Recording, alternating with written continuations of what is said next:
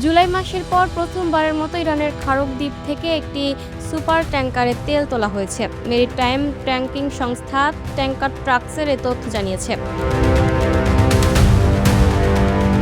সংস্থাটির তথ্য অনুযায়ী শুক্রবার ইরানের রাষ্ট্রীয় ন্যাশনাল ইরানিয়ান ট্যাংকার কোম্পানির একটি বড় তেলবাহী জাহাজ খারক দ্বীপের আজারপাত জেটিতে প্রায় ২০ লাখ ব্যারেল অপরিশোধিত তেল তুলেছে। খারক দ্বীপ ইরানের প্রধান তেল রপ্তানি কেন্দ্র। সাধারণত দেশটির মোট অপরিশোধিত তেল রপ্তানির প্রায় ৯০% এই দ্বীপের মাধ্যমে হয়ে থাকে।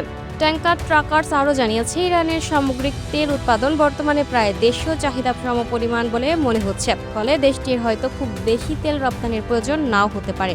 এর আগে জুলাইয়ের মাঝামাঝি সময়ে যুক্তরাষ্ট্র ইরানের বন্দরগুলোতে নৌ অবরোধ পুনরায় চালু করে। তথ্যসূত্র Al Jazeera. Lucky Akter, up to date news, Dhaka.